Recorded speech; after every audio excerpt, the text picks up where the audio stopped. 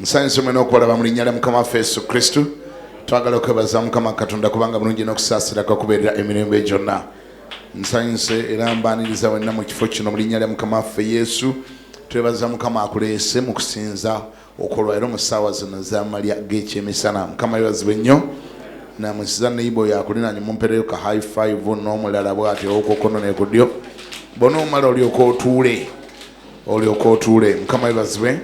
Nga bwe twalanze wano lunch hour services zigenda mu maaso ne Mengo Kisenyi Christianity Focus Center nayo zigenda mu maaso. Erinnya lya Mukama libazibwe.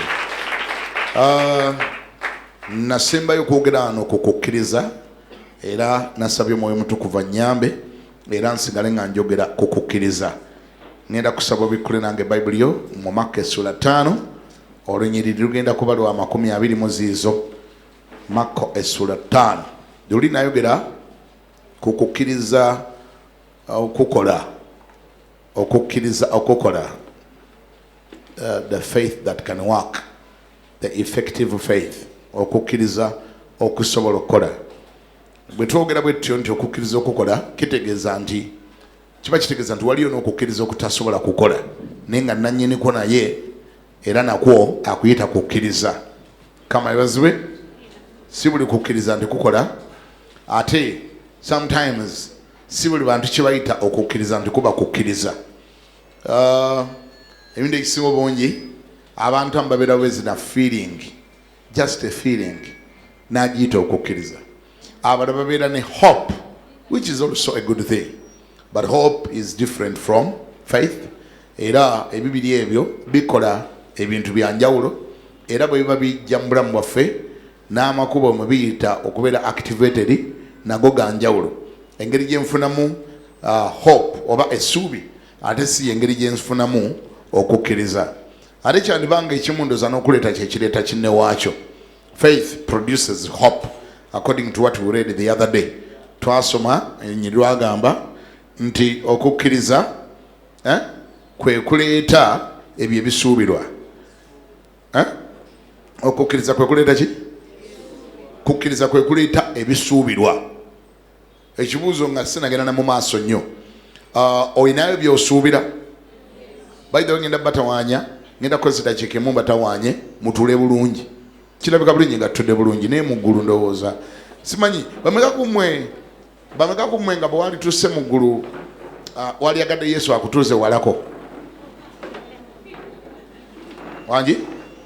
Malayika awo akulemereko akugenda ojja kutuula okuva wano ne Nateete naye nga tuli mu ggulu ba wano ne Dubai kubanga eggulu nalo lijja kuba ddene bakutuuze okuva kuva wano ne Masaka nga Yesu ali wano nga gwoli Masaka tuli mu ggulu. Anti jjukira n'Abachina bajja kuba bazze n'Abangereza n'aba South Africa n'abalugwala gye bali n'abaki aba Australia bazze tujja kuba bangi mu ggulu eyo. Bamekumu baganize sifaali nnyonnyonyo wenaatuula Yesu oba ndaba nja kuba mulengerera mu kilomita 6 ekikulu byonna kasita naba nga ntuuse mu ggulu. Bameka baagala abalowooza bwe batyo? Bameka baga njagala kumutuula nga mulinaanye. Oliyagadde otutuule nga mulinaanye naye ate kyomulaga kati nga si bwe kiri kuba bw'ojja mu kyaki tukulaba otuula eri. Ogamba bamalayika tebakkuba bifaananyi bakkuba ne bagamba nti ono ne bwali bazze mu ggulu alabika ayagala kafunga keewalaawalako tayagala mu maaso. Kyolaga wano naye libandi kikutuusaako n'otuula wala. Kama yebazibwe yaayana okutuula nga okumpi n'amafuta. Mafuta gabeere no ku kituuti gy'okoma okugasembera nago gakkomako mangu. Kampulire omuntu angamba nti amen. Njogera ku kukkiriza kubanga nkimanyi nti kyekimu ku bintu bye twetaaga mu nnaku zino. We need faith. Bible ega nti omutuukirivu wange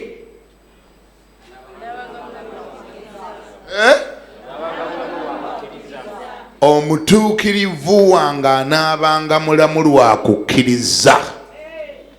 When everything turns to be hard, buli kintu yonna nga kitabuse, ekintu kyokka ekisobola okuleka omutuukirivu nga aflootinga kungulu nga tabbidde ennyanja y'emitawaana nga temututte, ennyanja ya kibuyaga nga temututte, ennyanja y'ebigenda mu maaso nga temututte, ekintu ekisobola okukuleka waggulu ekikola nga life jacket y'omwoyo bakita faith.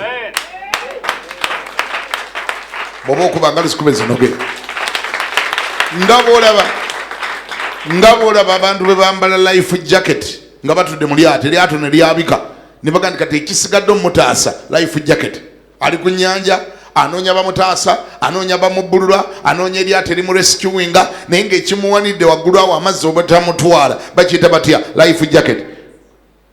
N'okukkiriza bwe kutyo ebirala byonna nga birabikanga ebiremwa weekwate ku faith, weekwate ku kukkiriza. Bayibuli egamba nti omutuukirivu wange anaabanga mulamu, anaasavayivinganga, anaasigalanga mulamu lwa kukkiriza. Kama ebazibe. Era okukkiriza ndowooza kyekimu ku byosembayo okukola bw'oba onoofa, kyosembayo okuta. Gwe kasitoota bw'oti obanga bossa omuka ogusembayo noga biganye ng'owedde.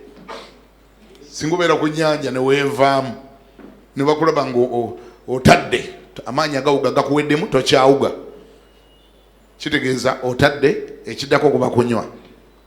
Bw'onywa ate munnange onywako genkanawa ng'okkuta ng'ogenda. Kama ebazibe. Obulamu bwaffe obw'omwoyo nabwo bwe buto bwe bwakula. Bulinga bw'oba nti oli wakati mu nnyanja owuga okyalemeddeko, ennyanja tennakutta, oba olina life jacket oba toyina naye olemeddeko owuga, bw'osigala ng'owuga n'ogaana okumira amazzi abakutaasa gye bakusangira. The worst you can do to yourself. Bw'oba ogudde mu nnyanja ky'osobola okukola ekisembayo n'omanya nti kati owedde, ky'okola olekerawo kuwuga.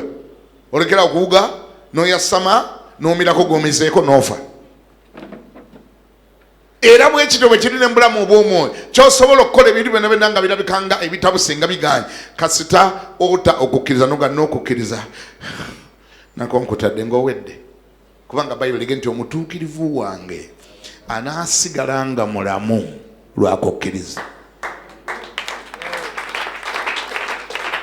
Anaasigalanga mulamu lwaki? The just shall live by faith. Kasita osigala ng'olemeddeko ng'okkiriza njagala ga togenda kufa, togenda kulemwa, tekigenda kuwangula kyekikwesimbyemu, tekisobola. Abakkiriza maama ate nzijukidde Beebulaniya byayogera. Beebulaniya annyonnyola ebintu ne bikwewuunyisa. Ayogera ku bawangula obwogi bw'ekitala lwa kukkiriza, abakazi ne baddizibwa abafu baabwe lwa kukkiriza, bawangula obumu bw'empologoma lwa kukkiriza, baabasuula mu muliro ne gutabookya lwa kukkiriza, baabasuula binnya by'empologoma ne zitabalya lwa kukkiriza. Tozanyisa kye bayita kukkiriza. Bw'osigala ng'olemeddeko n'ogaŋŋaanye tekijja kunsobola, tekijja kuntwala, n'osigala ng'olemeddeko njagala kuga nti ekikwesimbyemu ekyagala okutwala tekijja kukutwala kasita oba ng'olemeddeko ng'okyakkiriza. Ani awulira ngambeko nti amiina? Era tewaliyo mbeera erabikanga etasoboka bw'oba okyakkiriza. Era ne Katonda kyakubanja kiri eki akubuuza wakati mu katyabaga k'olimu, mu mitawaana gy'olimu, mu nnyanja y'ebizibu, akubuuza ekibuuzo, do you still believe? Okyakkiriza? Oba oli mu nnyanja okyakkiriza? Oba oli mu kikoomi kya muliro okyakkiriza? Kibayita okukkiriza kiki? Let me just break that down. Kukkiriza ki? Okyakkiriza nti nsobola okukikola. Okyakkiriza ekigambo kya Katonda. Okyakkiriza ndi Katonda gy'ali mulamu. Okyakkiriza ndi Katonda munene n'okusinga embeera ekulumbye. Katonda munene n'okusinga ekikusimbyemu. Katonda ayina amaanyi okusinga ekikusimbyemu. Do you still believe that God can do it? Bw'oba okyakkiriza Katonda agenda kikola mu linnya lya Yesu. Ennaku zino omulabe kyasinze okukuba mu bulamu bw'abaana ba Katonda akubye ekibayita okukkiriza.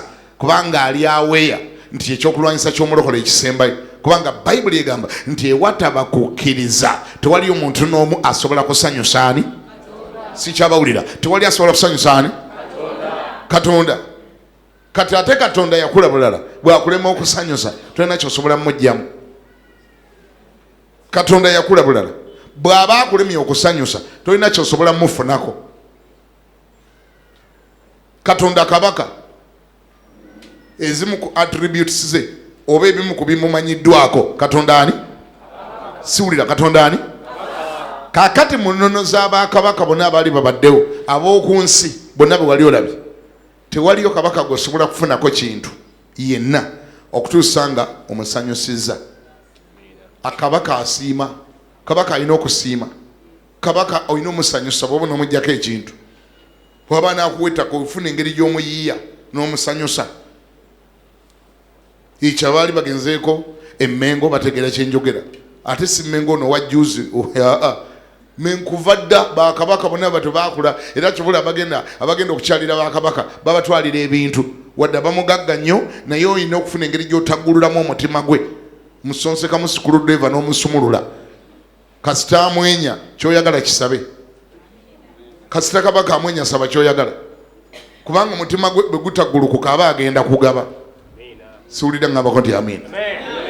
Era kyobulaba ndi Abaganda bamuyiiya bagenda gyali nga batutte amakula atwala enkoko ennene ettooke ddene buli kye batwala kiba kya ddala ne bazindirako n'amazina mangi nnyo. Bwe batuuka wali bamanyi n'oggwa wansi ne baga nti omundabiranga ddala ssebo saalongo magulu nnyondo kyolukoma nantaweta nantakwata simu nantabipingwa ne boogera byonna bamala bimalayo. Kabaka yo olumwenya goli wadde mbuga ndi kabaka ettaka lyekyaggwe.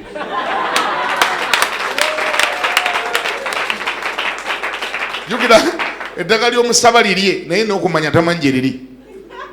Tamanyi kati lwaki talikuwa ekintu kyatamanyi nakyo ekindi lwaki takikuwa. Mumusanyusiza ave ku ggwe gw'alaba kadde ku kiri kyatalabako ng'agamba twala ndikuwa ddira bwe bato baagafuna. Tolowooza ndi baagagula abantu bajjanga buzi ne bayiyaani ne bayiya kabaka.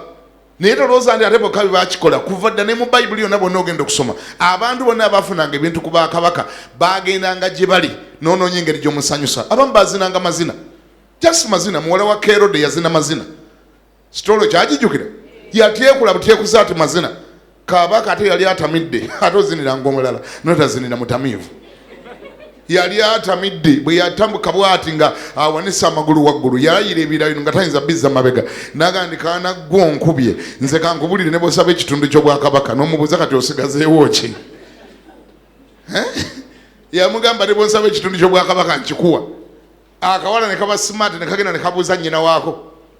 Kali kawala kajja na nnyina kabuuza mama wako ndi waayi muze yakutte fire agambye ne bwe musaba ekitundu ky'obwakabaka akimpa. Mukazi n'akiwulira naga nti ekitundu ky'obwakabaka mwana wange tekigenda kukola wano. Tulina omusajja atwesimbyemu agenda otufiiriza eddya bamuyita Yokaana omubatiza ayagala kunsooza ddya lino olw'okubanga nali muka Filipo muganda wa kabaka. Omusajja buli lwabuulira ku ekyo buli lwabuulira ku ekyo agenda okunsooza eddya. Genda ogambe kabaka ekitundu eky'obwakabaka akireke atuwe buwi mutwe gwa Yokaana kinaamala. Yokaana bw'ato bw'afiirwa omutwe gwe mu bintu bya luzannyiriro na lusaagirira kawala kaatyekula mazina. Kabaka lwasanyuka n'akola atya? N'agaba. Kabaka bw'asanyuka agaba. Wali abawulira? Bayibuli naawe kyeva kuwa amagezi omulokole nti sanyukira Mukama naye anaakuwa omutima gwo bye guyaayaanira. Amiina. Tolina kyosobola kujja ku Katonda naka ng'oyise mu kumutiisatiisa. Tosobola mufunako yadde akantu. Ebyo byonna bimwekaabya nojja Mukama olinga atandaba Mukama erinnya lyo liswala. Ani akulimba ng'otiisatiisa ani? Kubanga bagoba mu nnyumba olw'erinnya lye liswala lyatandise eggulo. Linnya lyo liswala Mukama. Omukazi agenda okasuka ebintu byange ebweru. Kati ab'e China bakaaba ekyo, ab'e Australia bakaaba erinnya lye liswala, ab'e Juba bakaaba kyekimu, Mozambique boogera ekyo ng'olwera kutya paka ddi. Ng'otiisatiisa Katonda bw'akuwa ekyoyagala. Abafuna ku Katonda ebintu basanyusa musanyuse. Bw'omala omusanyusa omuggyako kyoyagala. Nambako nti amiina. Siwulire egamba nti amiina. Ekyo Eseza kye yamanya. Eseza naye yalina ekizibu ng'alina crisis. N'amanya nti kabaka ono tolina kyosobola muggyako engeri gy'ali kabaka mpaka ng'onoonyeza engeri gy'omukwata omutima n'okufuna engeri gy'omusanyusa. Ye yafumba bijjulo n'abifumbira bbaawe kabaka. Ali mu nnono y'emu bakabaka basanyuse. Kati wulira ennono esigala y'emu naye Katonda omufunako ekintu olina okufuna engeri gy'omusanyusa. Ekyenjawulo kyokka ga nti ekyenjawulo kyokka ku kabaka ono gwe bayita Katonda naye ku bakabaka bano ab'ensi ono waffe ye tasanyusibwa busanyusibwa mazina abamujjamu enseko bakola ekintu eki bakkiriza. Yagamba nti ewatali kukkiriza, ewatali kukkiriza, amazina gosobola okuzina ewa Katonda n'omujjamu enseko bagayita faith. Ewatali kukkiriza tewali asobola kusanyusa ani Katonda. Naye era owulidde essanyu alina okusanyuka omujjamu ekintu. Kukkiriza kwokka kwe kuyimiriza Katonda n'ayimiriza byabadde agendako n'asooka akola ku wooyo gwazudde ng'alina okukkiriza. Faith can make God abandon whatever you would be going to do. Kyabadde agendako n'akiyimiriza n'agamba kasooke nkolera ono. Kuba kye bayita okukkiriza kimukwatako. Katonda baba alina addiction. Bwe kibanga ne Katonda alina addiction, he's addicted to faith. Amen. Faith bw'alaba weeri atabuka. Faith nga Katonda yalabye waali atabuka era waalaga. Erinnya lya Mukama libaza. Wabikudde Mako okona tugambye but without faith. Abadde Bebrania 11:6. But without faith it is impossible to please God. For he who comes to God must believe that he is, and that he is a rewarder of those diligently seek him. Simple. Buli ajeri Katonda kimugwanira okukkiriza ndi Katonda waali. Kimugwanira okukkiriza ndi waali. Kubanga wataba kukkiriza tewali omusajja, tewali mukazi, oba yalokoka dda nnyo oba yakalokoka, tewali omuntu n'omu asobola kusanyusa ani Katonda. Kati ate bw'akulema okusanyusa tolina kyosobola mufunako. Kati twandyagadde tumanye bufunze kwokukkiriza nkugula wa, bakutunda wa, nkujja wa, bakunteekamu batya. Pasita yansabira nyenkufuna, ansiiga mafuta, annaaza bigere, annaaza nkwawa, ankola atya. Kuba ebintu bijjudde mu kibuga ebikolebwa kaakati ebiyambako abantu okufuna ebyamagero byabwe. Pasita alina kunnaaza bigere n'amazzi n'amafuta, bankola batya, bannaaza nkwawa, bannaaza mabeere, bayonka mayonke. Kuba tewali ono gayonka nako kwajja, oli akuyonkamu mbwe ekintu n'akiwandula wali. Bankola batya bwe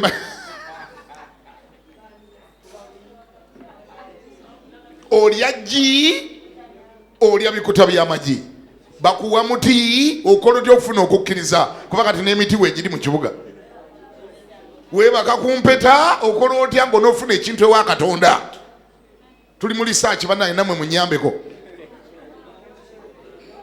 Bw'ogula mukyere, onywa mazzi, ng'amazzi bw'otwala genkana wa kidomola, kadomola, kicupa, omansira mamansira, okola otya bw'oba onoofuna okukkiriza?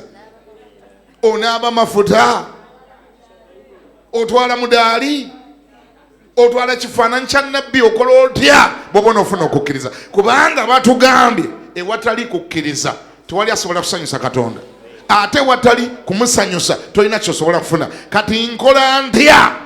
Buzo yakuli nanyi mugendi ye bonna, nkola ntya? Nywa mazzi, ntwala muti, ngula kando, nkola ntya nga naafuna okukkiriza nange nfune ku bintu ewa Katonda? Kubanga ntawanye okumala ebbanga ddene buli kintu bakinkoze. Bankoze buli kintu, bannakampala si bakusaaga.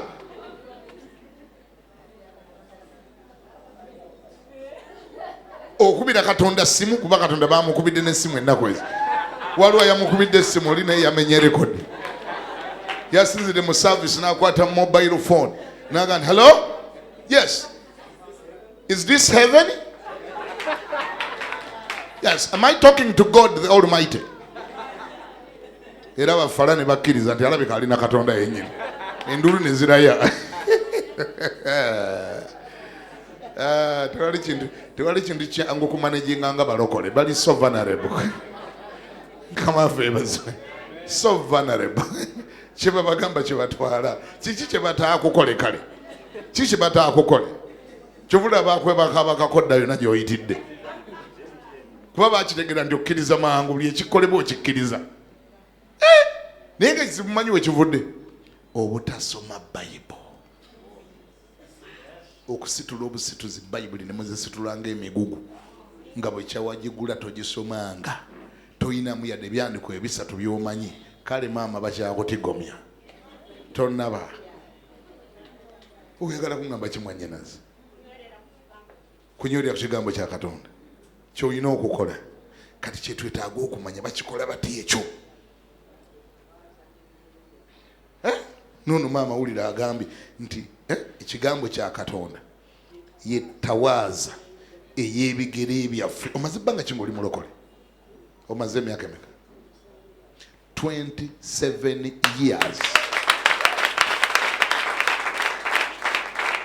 27.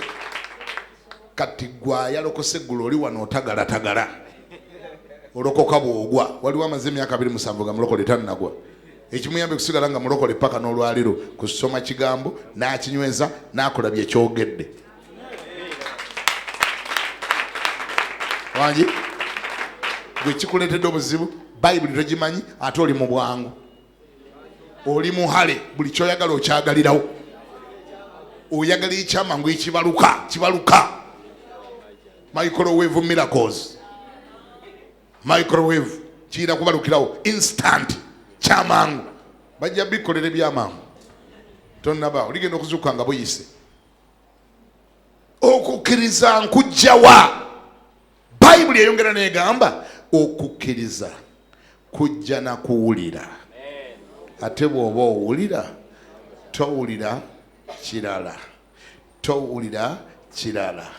Owulira kigambo. Ekigambo ky'owulira si kya Mariya, si kya Kalooli Lwanga, si ya Tanansi bazze kuketta oba kya Nowa Mawaggali, tekiba kya Faaza Ngobya, si kya Nabbi Muhammad sallallahu alaihi wa sallam.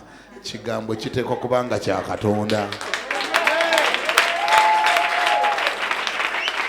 Ekigambo kiteekwa kubanga kyani? Akono nako mukegendeze nnyo kateza abantu bangi nnyo. Nabagamba wano nasembayo kubeera wano Bayibuli eno nnene nga bwe mugiraba bagituwandiikira, but olina okubanga obwongo bwo bukola bulungi nnyo buli lw'ogisoma okutegeera nti kyeweekutteko era kyeweesibyeko kyoyagala okikamule okizaaza ekyamagero. Kakasa nti kigambo Katonda ye yakyogera. Kubanga eno Bayibuli erimu ebintu bingi, ebigambo bingi ebimu byayogerwa abantu abalungi aba Katonda nga ye akyogedde opinion ye, ndowooza ye.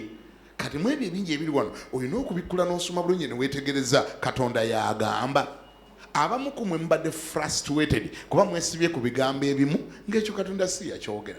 Era nga neetayinza kubuddawo akidefendinge tojja munyoola mukono kama gwe wagamba n'akusekera nagane kati ekyo nakyogererawa. Ekyo n'omuweereza wange yagamba naye sinze nagamba leeta bye nagamba. Kubanga Bayibuli egamba nti Katonda anaalabiriranga ekigambo kye okukituukiriza. Alabirira ki? Si kyabawulira abalokole mmwe, awulira ki? Kati neeyo nayo level ndala y'amaculite. Kuba kati waliwo abanneewuunya bagamba musumba biki byoleese. Nze mbadde manyi buli ekiri wano mu Bayibuli kigambo kya Mukama. Kale ate musumba ng'otumazeemu amaanyi otutyemudde omutima. Era ebyo nange sibigamba bato, mbigamba bakulu abamaze okukula, abakuze abanoonya okumanya. Gwe ŋŋamba nti kati Bayibuli eno nnene naye amazima gali beegati si buli ekiri wano nti Katonda yakyogera. Ebimu byayogerwa abantu abalungi aba Katonda. But also for your information, muno mulimu n'ekigambo nga nakyo kiri wano mu Bayibuli ng'ate Setaani yayogera ku olwo. Kati ate awo nkutabodde nnyo oyagala nakugwa. Wangi Setaani muno yayogereramu. Yayogereramu olwo statement z'osoma nga bwe yali ayogera ku Yobu yagamba. Mu Matayo bwe yali agamba Yesu yatuuka n'omugamba nti singa ovunnama n'onsinza bino byonna bye nkulengezeza nja bikuwa. Ani yali agamba awo? Twogere mazima wadde oli lunnalwoyo. Oli nalwoyo nnyo. Bayibuli ya Mukama toyagala njogereko kigambo ekyo. Naye awo ani yali ayogera? Setaani.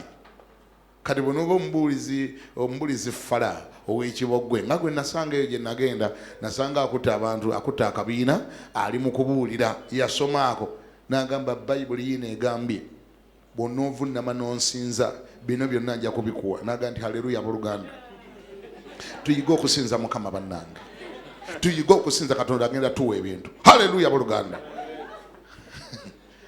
nga kyayogera ideology eringa nnungi naye ng'ekyandibwa kyakwotinze ayakyogera mulala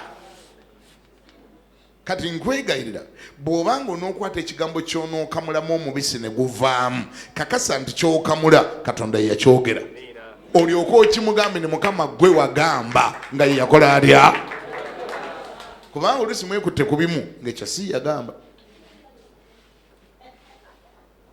kama ebazima watuse mu kitabo kya Mako Mako essula 5 Mako 5 Mako 5:25 yoba onsomera ngoyanguwa Mako 5:25 soma ngoyanguwa. Awo omukazi eyali alwalidde ekikulukuto ky'omusaayi emyaka 12 eyatengejja ennyo eri abasawo abangi n'awangayo bye yali nabyo byonna so n'atabaako kimugasa naye ne yeeyongeranga bweyongeza okulwala. Bwe yawulira ebigambo bya Yesu. Omukazi yawulira ki? Ebigambo bya Yesu. Wabere yanziramu. Omukazi yawulira kyono? N'ajjira mu kibiina emabega we n'akoma ku kyambalo kye. Kubanga yagamba nti kubanga yagamba ki? Kubanga yagamba nti bwenkomako obukomi ku byambalo bye nze naawona. Amangu ago ensulo y'omusaayi n'ekalira n'ategeera mu mubiri gwe ng'awonyezebbwa ekibonoobono kye. Amangu ago Yesu bwe yategeera munda mu ye amaanyi agamuvuddemu n'akyuka mu kibiina n'agamba nti ani akomye ku byambalo byange? Abayigirizwa be ne bamugamba nti olaba ekibiina bwe kikunyigiriza n'ogamba nti ani ankomyeko? Ne yeetoolooza amaaso okulaba oyo akoze ekigambo ekyo.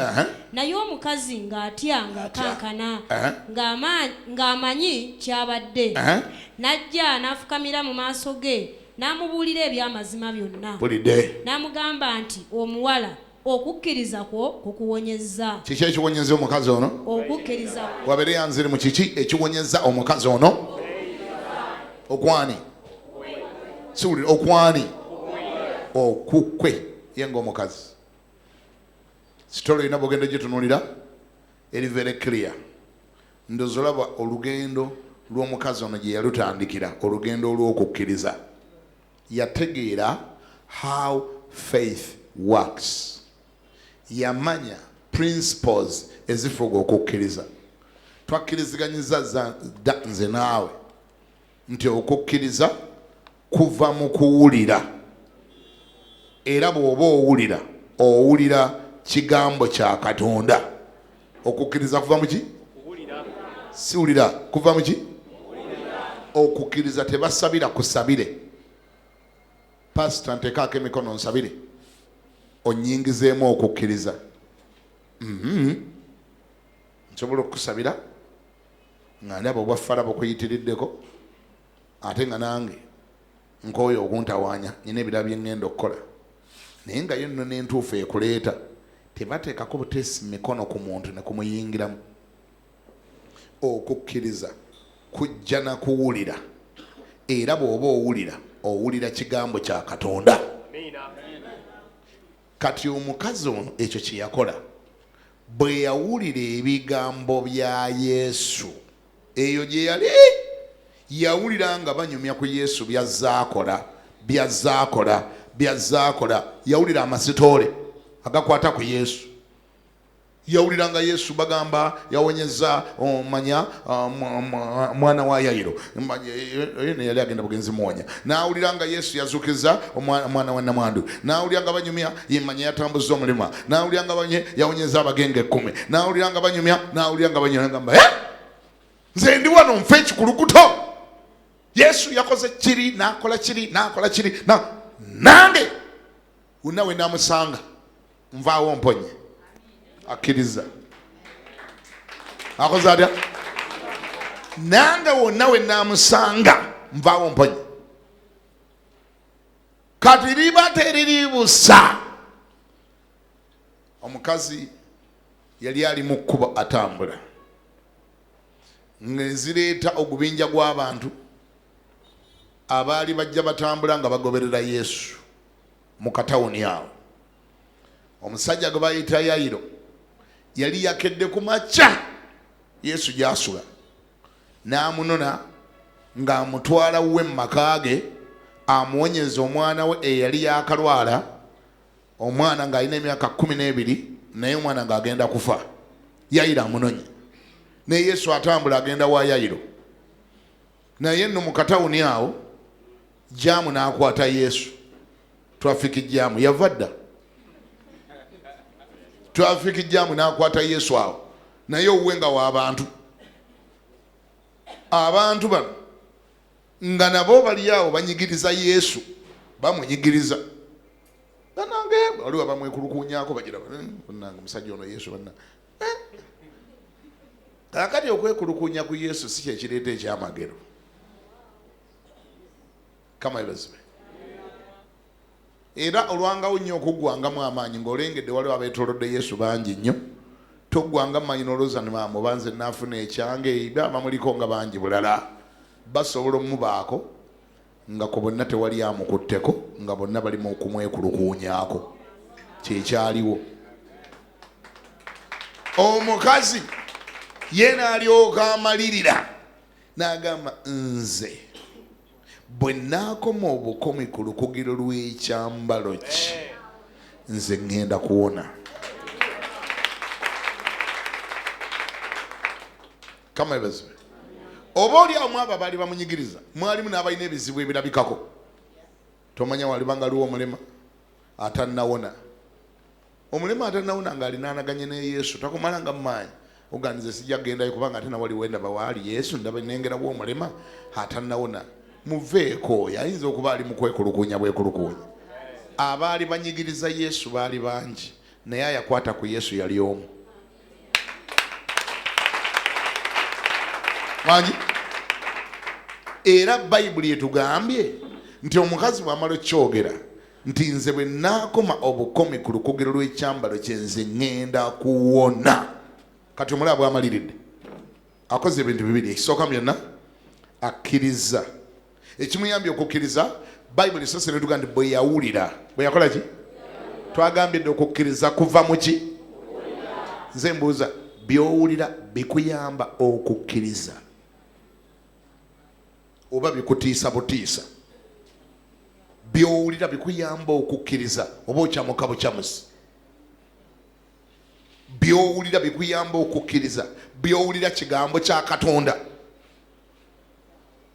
Nsobola okumala wano obudde bwonna ne mbumala nga njogera. It doesn't matter for how long. Naye bwe mba nga byenjogedde si kigambo kya Katonda, ebyo bireeta bulesi excitement, tebireeta faith. Kuba Katonda tosobola mukiyitinga. Yagambye faith comes by hearing and hearing by the word of God. Therefore it has to be the word of God. So it's excitement. Nibigamba kwata obutebe bwanike mu bbanga wuba akatambaala buukabuukamu, ebyo nosobola obikola n'okyamukamukko, ne ekireeta okukkiriza kiba kigambo kya Katonda.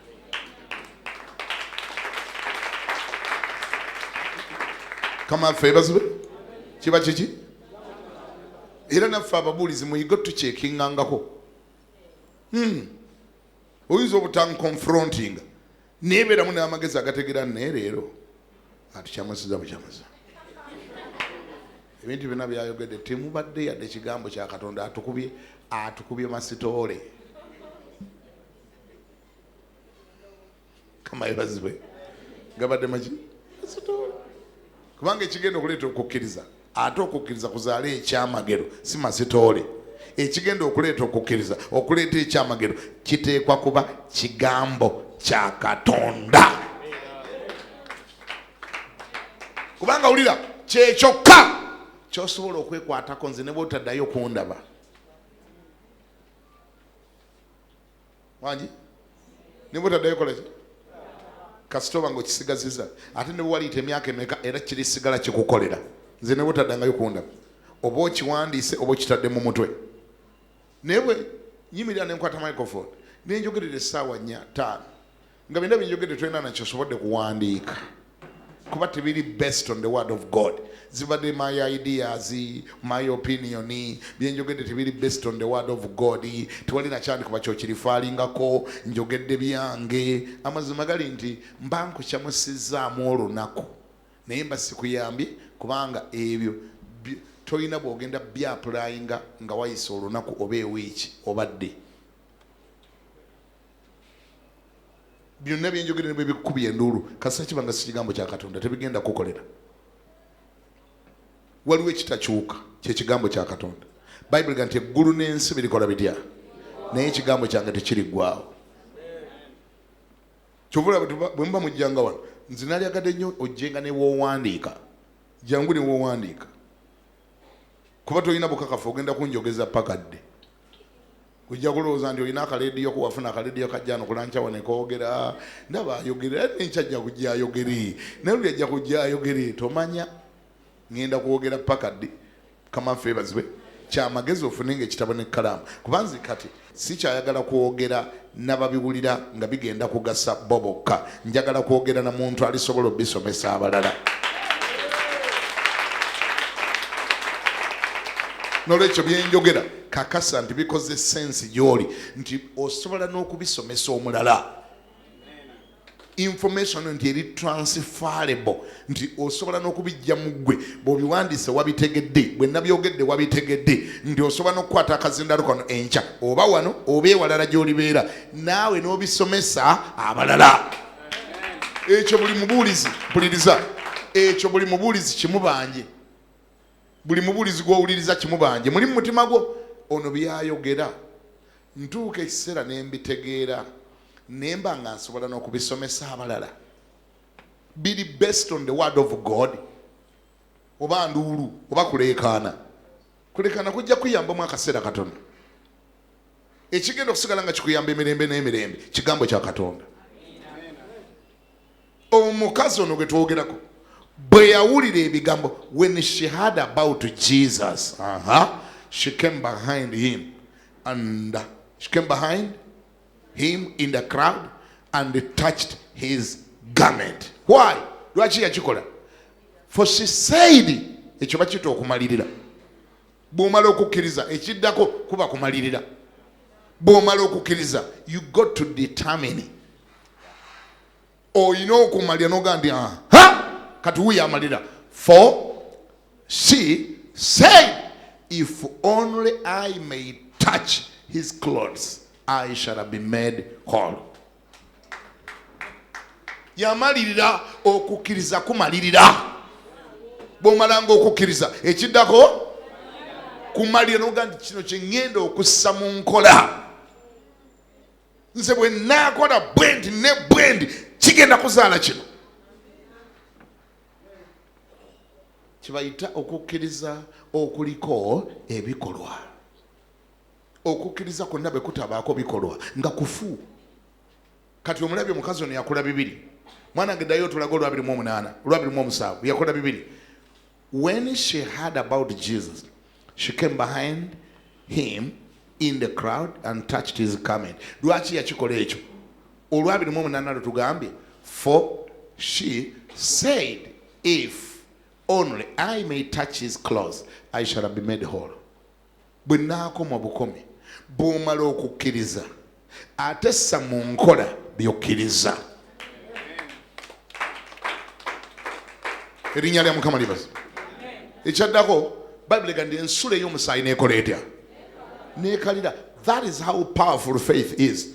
Ensula ey'omusaayi n'ekalira. Naye ate ne Yesu yakiwulira. Yesu n'agamba waliwo ankomyeko. Abayigiriza ne baseka. Nemuga Mukama nga beera serious. Ekyo kyoyokoze tekiriiyo. Ensi n'ensi obwedde ekola erya. Ikunyigiriza oyinza otya okubuuza ekibuuzo omuddolo eyo. N'obuuza nti waliwo ankomyeko. Obwedde abantu bali wano bakuyitako buli. Naga nti siri mu kubuuza neekulukuwonyezaako. Siri mu kubuuza neekulukuwonyezaako. Ndi mu kubuuza ani ankotteko. Faith can touch. Faith can touch. Faith works as a magnet.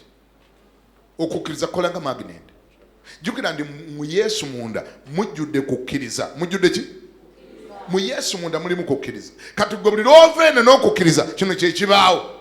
Obanga alese magnet n'ogikonya ku magnet, oba magnet n'ogikonya ku kyuma, oba ekyuma n'ogikonya ku magnet. Okay?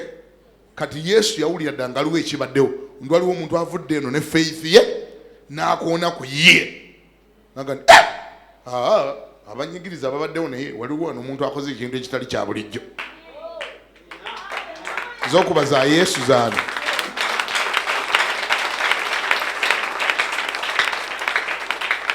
Okukkiriza kukwata ku Katonda.